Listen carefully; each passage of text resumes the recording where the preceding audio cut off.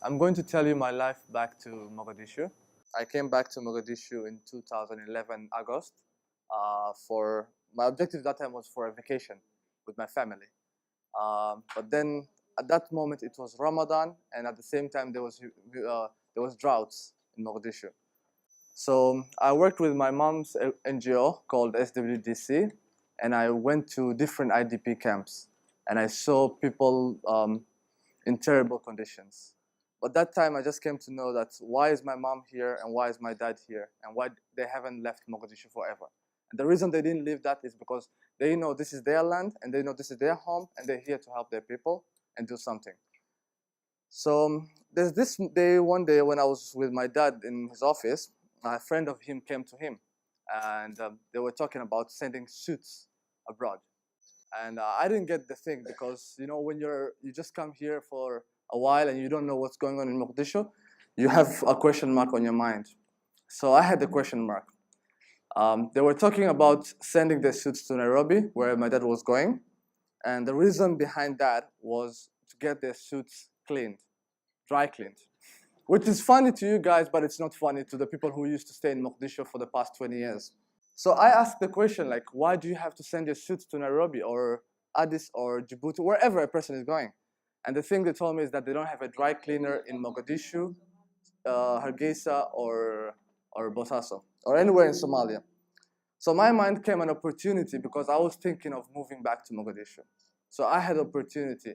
If these people are missing this kind of service, which is a very easy service, so I thought, like, why don't I do one?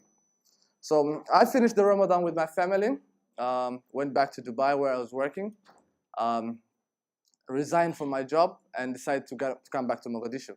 While I was just waiting to come back to Mogadishu, I went through dry cleaners, like a friend of mine who owned a dry cleaner in Dubai, and looked at how they worked in the dry cleaner, and what kind of materials, what kind of things, how the whole business works. Because nobody can just run a dry cleaner. We can all say we know dry cleaner, but right now, all of us here, I'm sure if I ask you what's a dry cleaner, nobody will know. We all know that it's a machine, but what does it do really?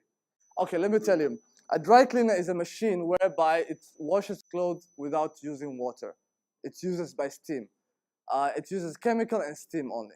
So it doesn't wash through water. That's why you see suits and some kind of clothes written like dry clean only. This is not meant to be washed with water. So for me, who I've never been working in a dry cleaner, I don't know that. You don't know that, but we can say we know dry cleaner. So I had to go and learn about a dry cleaner. I started buying the machines where a friend of mine helped me, moved straight to Mogadishu. I came in Mogadishu January 2012. So I talked to families and relatives and everybody, friends, like where should I do my location of the dry cleaner? And everybody was telling me the airport road because it's the most safest area at that time. But then let's see one thing. When you're passing from K4 to the airport, it doesn't look like a business area. Seriously, it's houses. It's a place for, let's say, accommodations, a residential area. It doesn't look for a business area. So I went on and I saw Makkah al-Mukarramah. So Makkah al-Mukarramah, whoever remembers, in 2012, it wasn't built as today it is. It was broken. The whole area was like this. It was a front line. Some people used to come to me and tell me, "Oh, you're a diaspora. What are you doing here? It's dangerous." I was like, "No, we're all Somalians at the end of the day." So when I was passing there, I decided that this is the best area because it was the road leading from the airport to the presidential palace, which is a very key road that most people are passing. By February, we started the construction of the place in 2012. So one of the biggest obstacles which I faced was, we all know our Somalian engineers, how they are. You tell them, I want you to build here, and they'll tell you, okay, how long are you going to finish? A month. So that's good. A month is okay. For a businessman, he can plan for a month, and you can say, okay, sure, a month I'll be done. Next month I'll open the dry cleaner. After a couple of months, that I'm done. But then it took us 4 months. From February to May, we're under construction. Alhamdulillah, by May, we have done the construction, and the place came up properly, as you can see right now. And Somali Premium Laundry was launched on June 8, 2012, the first dry cleaner in Mogadishu.